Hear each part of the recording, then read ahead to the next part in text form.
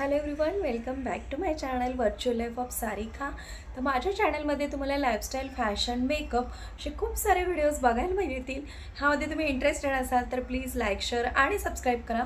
आजच्या व्हिडिओमध्ये आपण बघणार आहोत ब्लाऊजच्या काही हॅक्स। माझ्या चॅनलवर जेव्हा जेव्हा मी ब्लाऊजच्या हॅक्स शेअर केलेले आहेत तेव्हा तुम्ही भरभरून असं प्रेम दिलेलं आहे। आय होप आजसुद्धा असंच भरभरून प्रेम द्याल। आपली फॅमिली छान ग्रो होते, त्याबद्दल सर्वांचं थँक्यू। सो यस, आपण व्हिडिओला स्टार्ट करू। ब्लाऊजच्या हॅक्समध्ये मी आज अशा काही हॅक्स शेअर करणार आहे ज्याने तुम्हाला खूप असा फायदा होईल। आपल्याकडं बऱ्याच वेळेला असं असतं की माझे ब्लाऊज खराब झालेले आहेत, मग आता मी ते यूज करू की नको असं बऱ्याच वेळेला होतं, मला सुद्धा होतं। ह्याचवरती मी आजचा व्हिडिओ घेऊन आलेले आहे। आपले ब्लाऊज फेकून सुद्धा देणं आपल्याला पटत नसतं आणि ते न घालणं सुद्धा पटत नसतं। सो यस, ह्यावरच आजचा व्हिडिओ आहे। हॅक्स खूप तुम्हाला हेल्पफुल ठरतील, तर व्हिडिओ शेवटपर्यंत नक्की बघ। हॅक नंबर 1, खूप वेळा असं होतं की आपण ब्लाऊज स्टिच करायला देतो आणि जो टेलर असतो तो लाइनिंग म्हणा किंवा अस्तर म्हणू शकता, ते घालताना आपल्याकडचा अस्तर घालतो आणि काय होतं, अस्तर घालताना टेलर पैसे वाचवण्यासाठी खूप कमी रेंजमधलं किंवा जे कमी पैशामधलं जे अस्तर आहे ते घालतात आणि त्यामुळे आपला जो ब्लाऊज असतो तो पूर्णपणे बिघडून जातो। मी तुम्हाला दाखवू शकते, इथं माझा जो ब्लाऊज आहे हा त्याला टेलरने असं अस्तर घातलं होतं आणि खूप साध्या क्वालिटीचं हे अस्तर होतं। 2-3 वेळा धुतल्यानंतर त्याचा पूर्ण कलर असा मिक्स झालेला आहे। इथं तुम्हाला दिसत असेल पूर्ण असा मिक्स झाला। मला असं वाटलं की 2-3 वेळा धुतल्यानंतर ह्याचा जो कलर आहे तो व्यवस्थित होईल, पण तो पूर्ण मिक्स होऊन विचित्र दिसायला लागलं। त्याच्यापेक्षा आपण असं करू शकतो, जर जे आपले ब्लाऊज चांगल्या क्वालिटीचे असतील, मी किमान म्हणते जे चांगल्या क्वालिटीचे जे ब्लाऊज आहेत त्यांचं जे अस्तर आहे ते स्वतः तुम्ही विकत घ्या चांगल्या क्वालिटीचं, घरी आणा, ते अस्तर छानपैकी धुवून घ्या, इस्त्री करा आणि मग तुम्हाला कळेल त्याचा कलर जातोय की नाही आणि मग ते तुम्ही स्टिच करायला देऊ शकता। ह्यामुळे काय होईल, तुमचं जे ब्लाऊज एवढं महागातलं असतं ते अजिबात खराब होणार नाही आणि ब्लाऊजसुद्धा फिटिंगला सुद्धा छान बसेल। कारण काय होतं, ह्यामध्ये स्टार्च असतो आणि तो स्टार्च निघून गेल्यानंतर जे ब्लाऊजचा शेप जो असतो तो पूर्णपणे विचित्र दिसायला लागतो आणि ब्लाऊज घालण्यासारखं अजिबात नसतं। त्यापेक्षा काय करायचं, जर आपल्याकडं चांगल्या क्वालिटीचा ब्लाऊज आपल्याला स्टिच करून घ्यायचा असेल तर शक्यतो लाइनिंग किंवा अस्तर जे असतं ते स्वतः आपण विकत घ्यायचं चांगल्या क्वालिटीचं, घरी आणून एकदा ते धुवायचं, छानपैकी त्याला इस्त्री करून घ्यायची, म्हणजे तुम्हाला सुद्धा कळेल की हे अस्तर चांगलं आहे की नाही आणि एवढं महागातलं ब्लाऊज आपलं खराब होणार नाही। नेक्स्टची हॅक आहे ती म्हणजे जे थिक फॅब्रिकचे ब्लाऊज असतात, खूप भरलेले असतात, खूप एम्ब्रॉयडरी किंवा वर्क केलेले असतात, असे ब्लाऊज तुम्हाला ऑनलाईन खूप कमी प्राईसमध्ये, खूप कमी रेटमध्ये मिळून जातात। पण जेव्हा आपण ते घालतो त्यावेळेला तो घातल्यानंतर त्याचा शेप अजिबात चांगला वाटत नाही किंवा आपण थोडेसे बल्की असल्यासारखे वाटतो। काही काही वेळेला जी मुलं हाफ शर्ट घालतात ना त्याप्रमाणे आपला ब्लाऊज वाटायला लागतो, अगदी विचित्र वाटतं ते।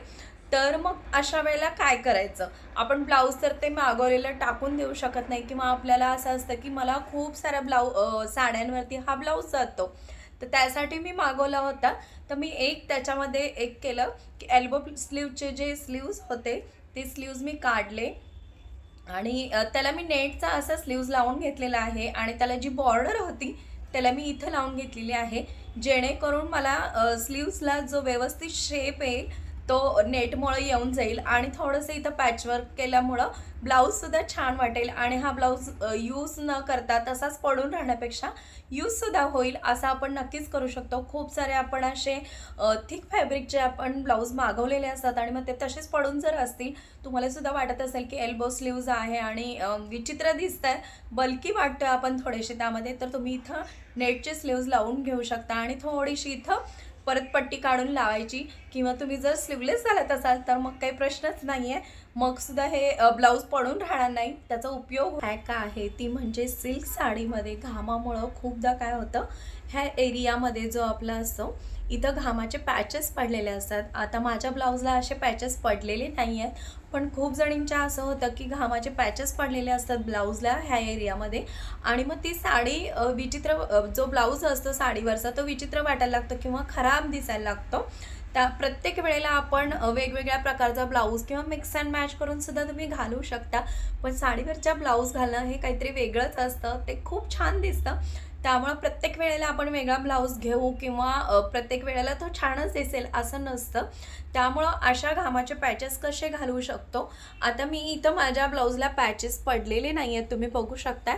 त्यासाठी मी ज्या सिल्कच्या साड्या असतात स्पेशली त्यांच्यासाठी मी स्वेटपॅड यूज करते. स्वेटपॅड जे असतात ते यूज करणं खूप महत्त्वाचं असतं. कारण काय आहे, तुम्हाला जो घाम येतो तो त्यामध्ये अब्झॉर्व करतो आणि मग तुमचा जो ब्लाऊज असतो ते खराब होणार नाही, त्याला पॅचेस पडणार नाही.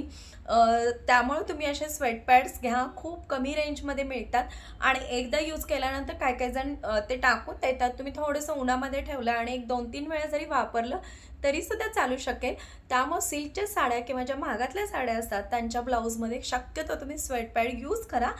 नेक्स्ट जी हॅक आहे ती म्हणजे आपण जेव्हा ब्लाऊज घालतो तर टेलर खूपदा असं आपली ब्राची स्ट्रीप असते ती बाहेर यायला नको म्हणून असं तुम्हाला लॉक करून देतात. खूप साऱ्या ब्लाऊजला असे लॉक्स असतात. त्यामुळे आपली ब्राची स्ट्रीप आहे ती बाहेर येऊ शकत नाही. पण जे आपण ऑनलाईन ब्लाऊज मागवलेले असतात त्यांना खूपदा ब्राची अशी स्ट्रीप नसते. त्यामुळं काय होतं, जर स्लीवलेस ब्लाऊज असेल तर ब्राची जी स्ट्रीप आहे ती बाहेर येऊ शकते आणि दिसताना ते अजिबात चांगलं वाटत नाही. प्रत्येक वेळेला आपलं लक्ष असतं असं नसतं, कारण आपण वर्किंग वुमन असो किंवा आपण एखाद्या कार्यक्रमात गेलो असो, फंक्शनमध्ये गडबडीत असो आणि अशी ब्राची जर स्ट्रीप बाहेर आली तर ते अजिबात चांगलं दिसत नाही. तर शक्यतो तुम्ही अशी शिवताना ब्राची स्ट्रीप एखादी करून घ्या आणि जरी नसेल तरी आपण घरच्या घरी करू शकता किंवा एखाद्या ऑनलाईन ब्लाऊजला जर ब्राची स्ट्रीप नसेल तर तुम्ही एक काम करू शकता, सेफ्टी पिन घ्यायची आणि इथं जसं इथं स्ट्रीप लावलेली आहे लॉक करण्यासाठी त्याप्रमाणे तुम्ही इथं तर तुम्ही एक काम करू शकता, इथं सेफ्टी पिन लावायची आणि त्यामधून ब्राची स्ट्रीप लॉक करायची, जेणेकरून तुम्ही स्लीवलेस ब्लाऊज घातला असेल तर ती ब्राची जी स्ट्रीप आहे ती बाहेर नाही आली पाहिजे, ती दिसली नाही पाहिजे. अशा प्रकारे तुम्ही करू शकता, कारण प्रत्येक ब्लाऊजलाच लॉक असेल असं नसतं. काही वेळेला आपण टेलरला आधीच सांगून ठेवायचं की असं लॉक करा, पण जर नसेल तर नक्कीच तुम्ही अशी सेफ्टी पिन अस्तरमधून घ्यायची आणि मग ती लॉक करण्यासाठी तुम्हाला जास्त सोपं जाईल. काय आहे ती म्हणजे खूपदा आपण आपल्या ब्लाऊजला पाठीमागं किंवा पुढं अशा प्रकारचे हुक्स लावून घेतो आणि त्यामध्ये गॅपिंग जर जास्त असेल, जर तुम्ही नेटची साडी घातली असेल तर आपली जी स्किन आहे ती दिसायला लागते, त्यामुळे अजिबात चांगलं वाटत नाही. किंवा बॅकला सुद्धा जर आपण बटन्स किंवा हुक्स लावून घेतले असतील आणि त्यामध्ये जर गॅपिंग जास्त टेलरने ठेवला असेल, आपली स्किन जी आहे ती दिसायला लागते आणि मग ते खूप विचित्र दिसतं. त्यामुळं काय करायचं, आपण जेव्हा ब्लाऊज स्टिच करायला टाकतो तेव्हा टेलरला सांगायचं की जेव्हा हुक्स लावणार आहात तुम्ही तेव्हा जे हुक्स आहेत ते जवळजवळ लावले पाहिजे, जेणेकरून आपली स्किन दिसली नाही पाहिजे. आता इथं तुम्ही बघू शकताय माझ्या ह्या ब्लाऊजला जे हुक्स आहेत ते अगदी जवळ लावलेले आहेत. खूप हुक्स आहेत, पण त्यामुळं काय होतं, गॅपिंग दिसत नाही आणि आपली जी स्किन आहे ती अजिबात दिसत नाही. सो आपण ब्लाऊज स्टिच करताना जेव्हा आपण हुक्सचे ब्लाऊज शिवायला टाकणार आहोत, फ्रंट असू दे किंवा बॅक साईडला, तेव्हा टेलरला एकदा सांगायचं की हुक्सचे तुम्ही तयार लावणार आहात ते जवळ लावा, खूप गॅपनी लावू नका, जेणेकरून आपली स्किन जी आहे ती अजिबात दिसणार नाही. नेक्स्ट जी हॅक आहे ती माझ्या मते खूप जणांबरोबर होत असेल, कारण आजकाल खूप ऑनलाईन कमी रेटमध्ये ब्लाउजेस मिळतात. त्यामुळे आपण असे ब्लाउजेस मागवतो आणि मागवल्यानंतर आपल्या लक्षात येतं की हा ब्लाऊजचा जो पॅड आहे तो खूप खराब आहे आणि एका वॉशमध्येच तुम्हाला मी सांगते ब्लाऊजचे जे पॅड असतात ते खराब होऊन जातात. तुम्हाला मी इथं दाखवू शकते, आता मला माहीत नाही दिसते की नाही तुम्हाला, पण हा ब्लाऊजचा जो पॅड आहे इथं असं बघू शकताय पूर्ण असं फोल्ड झालेला आहे. याची जी क्वालिटी असते ब्लाऊजच्या पॅडची ती अजिबात चांगली नसते. मग ते प्रत्येक वेळेला आपण सरळ करणं पण आपल्याला पॉसिबल नसतं किंवा प्रत्येक गृहिणी किंवा ज्या वुमन्स आहेत ते पॅडेड ब्लाऊज घालतात असं नसतं, कारण काहींना पॅड यूज करण्याची गरज नसते. अशा वेळेला आपण एक काम करू शकतो, थोडंसं इथून होल काढायचं आणि ह्यामधून जो आता खराब झालेला हा पॅड आहे तो काढायचा आणि एखाद्या चांगल्या शॉपमध्ये जाऊन आपण चांगल्या प्रकारचा पॅड घेऊन पुन्हा इथं घालू शकतो आणि पुन्हा जे आहे ते इथून स्टिच करू शकतो. आणि जर तुम्हाला यूजच करायचा नसेल, तुम्हाला आवडत नसेल पॅडेड ब्लाऊज, तर तुम्ही इथून थोडंसं कट करायचं आणि तो पॅड काढायचा आणि पुन्हा आहे तसं स्टिच करायचं, जेणेकरून जो ब्लाऊज खराब होणार होता किंवा आपण टाकून देणार होतो तो खराब होणार नाही आणि जे खराब झालेले पॅड असतात ते सहज आणि इझिली आपण काढून देऊ शकतो आणि नक्की आपण असा ब्लाऊज पुन्हा यूज करू शकतो। तर ही छोटीशी अशी हॅक होती।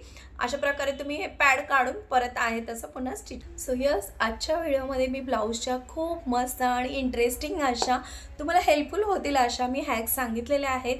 तुमच्यासुद्धा ब्लाऊजला असा काही प्रॉब्लेम असेल तर अशा हॅक्स करून तुम्ही ते ब्लाऊज कितीही महागडे असतील किंवा कितीही छान असतील तर टाकून न देता ते पुन्हा यूज करू शकता आणि अजिबात घाबरायचं नाही। अशा सोप्या सोप्या हॅक्स असतात त्या ट्राय करत राहायचं, जेणेकरून आपल्याला सुद्धा त्या उपयोगात आणता येतील।